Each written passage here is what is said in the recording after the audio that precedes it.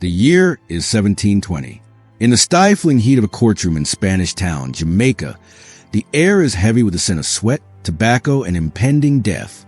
Two women stand in the dock, their hands bound, facing a tribunal of men who view them not just as criminals, but as abominations of nature.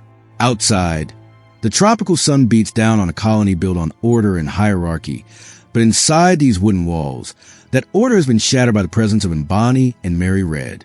They are the only things standing between themselves and the hangman's noose. This was the reality of the naval courtroom. A theater of judgment where the script was written by men who believed piracy was a sin, but a woman pirate was a monstrosity. To understand the fate that awaited these women, one must first understand the machinery of the British Empire during the 17th and 18th centuries. This was a golden age of piracy, but for the Admiralty Courts, it was an age of zero tolerance. When a female pirate was captured, she was not merely a prisoner of war. She was a glitch in the matrix of society. She had rejected the domestic sphere for the blood-soaked deck of a brigantine, and for that, the law demanded a reckoning. These trials, often held in the makeshift tribunals of colonies like Jamaica or New Providence, were not the impartial proceedings we imagine today. There were no juries of peers here. The humidity warped the wood of the judges' benches, and the outcomes were often decided before the gavel ever struck the block. The legal process was terrifyingly swift. Naval officers in pristine uniforms and terrified sailors, desperate to distance themselves from the accused, offered testimonies that sealed the women's fates. In that sweltering courtroom in 1720, the official transcripts paint a picture of defiance. When the verdict of death was handed down, and Bonny did not weep, according to legend, she turned her gaze to her lover, the pirate Captain Calico Jack, who was awaiting his own execution. Her words, recorded in the annals of history, cut through the silence like a knife. If you had fought like a man, you need not have been hanged like a dog. But defiance could not stop the machinery of the law. The only shield these women had, the only legal maneuver that could pause the executioner's hand, was their biology. They pleaded the belly. It was a desperate, humiliating, yet vital defense. Pregnancy. In the case of Bonny and Red, the court stayed their execution, unwilling to kill an unborn child. But for the vast majority of women caught in the web of piracy, there was no such reprieve. Most faced their end in stoic silence, knowing that in the eyes of the empire, they were already dead. For those who could not plead pregnancy, the journey ended at the water's edge. We must turn our gaze from the tropical courts of the Caribbean to the gray, churning waters of the River Thames. The year is 1698, and King William III has passed the Piracy Act. The ink on the parchment spells out a grim promise. All and every person so offending shall suffer pains of death. This law did not distinguish between a man in a tricorn hat and a woman in breeches. The punishment was absolute.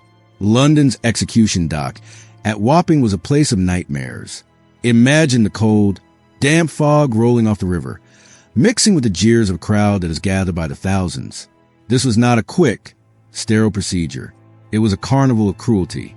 The condemned were paraded from Newgate prison, the wheels of the cart rattling over cobblestones, while the public threw mud and insults.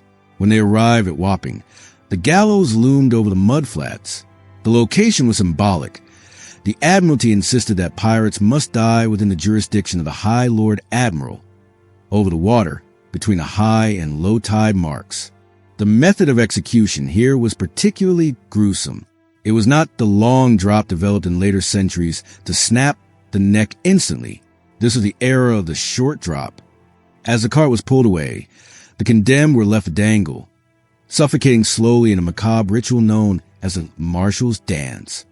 The body would convulse, kicking frantically at the empty air as the life was choked out of them, minute by agonizing minute. And even death brought no immediate peace. The bodies were left hanging until 3 tides had washed over them, a cleansing ritual that turned humans into bloated warnings for any sailor passing by on the river. While Bonny and Red are the names we remember, the archives hold the tragic shadows of others. In 1729, a woman named Mary Critchett joined a crew of escaped convicts turned pirates. Her career was short, her capture violent. She was taken near Virginia and brought to trial in Williamsburg. There was no romance here, no legends of lovers and duels. Just a cold courtroom and a swift sentence. Mary Critchett was found guilty and hanged. There was no fanfare, no delay, and no pregnancy to save her. She swung from the rope in the humid Virginian air, a stark reminder that for most female pirates, the end was gritty, painful, and final. But the gallows were not the only instrument of terror in the Admiralty's arsenal. Before the rope, many had to endure the lash. Flogging was a spectacle designed to strip away human dignity along with the skin. In the town squares and on the decks of warships, the air would fill with the sharp crack of the cat-o'-nine tails. This was a whip of nightmares, 9 knotted cords, often dipped in tar or sand to maximize the damage. For a woman, this punishment was a double violation. To be stripped to the waist and flogged in front of a jeering crowd of men, women, and children was a degradation that went beyond physical pain. The crowd watched as the knots tore through flesh, counting the strokes. A sentence could range from a dozen lashes to over 100. While records of Bonny and Red being flogged are debated, we know that in the American colonies in the West Indies, this was a routine method of breaking a pirate's spirit. The salt air of the harbor would sting the open wounds, a burning reminder of the empire's power.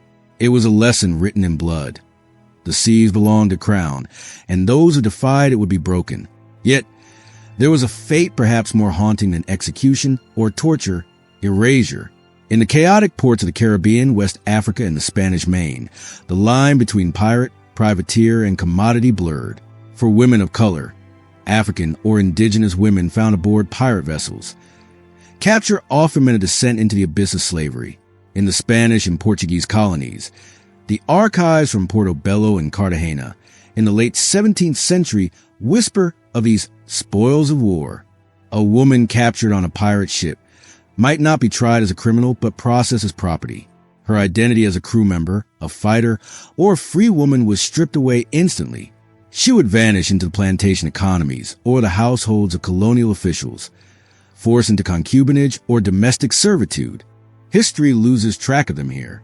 They were not recorded in the Book of the Dead at execution dock. They simply ceased to exist as individuals. This was a quiet, suffocating violence, a life sentence of anonymity and servitude, where their pasts were erased to serve the needs of their captors. Finally, we must look to the floating tombs known as prison ships. As the 18th century wore on and land-based prisons overflowed, the British Navy converted decommissioned warships into floating dungeons. Anchored off the coast of Portsmouth, Plymouth, and Kingston, these hulks were stripped of their masts and sails, left to rot in the stagnant water. Imagine the conditions below deck. The darkness was absolute, broken only by the slivers of light through rotting planks. The air was thick with the smell of unwashed bodies, bilge water, and disease. Typhus and dysentery ran rampant. For the women thrown into these hellholes, survival was a daily battle, not just against starvation, but against the brutality of guards and fellow prisoners. There was no privacy, no sanitation, and no hope. The records of women dying on these ships are sparse, not because it didn't happen, but because they were considered so insignificant that their deaths were barely worth the ink. They died in the dark, the sound of the water lapping against the hull, their only funeral dirge. From the theatrical cruelty of the courtroom to the silent horror of the prison hulks, the treatment of female pirates reveals a deep, systemic fear. The Empire did not just want to kill them. It wanted to make an example of them. It wanted to prove that a woman who grasped for freedom with a cutlass in her hand would be crushed. As the ancient Roman historian Tacitus once wrote, the more corrupt the state, the more numerous the laws. In their brutal application of these laws, the empires of the 18th century showed their true face. These women were reduced from legends to lessons, their stories echoing in the silence of history. Subscribe to the channel to explore more of the shadows they left behind. Please like and subscribe my YouTube channel History Quest Archives for more video.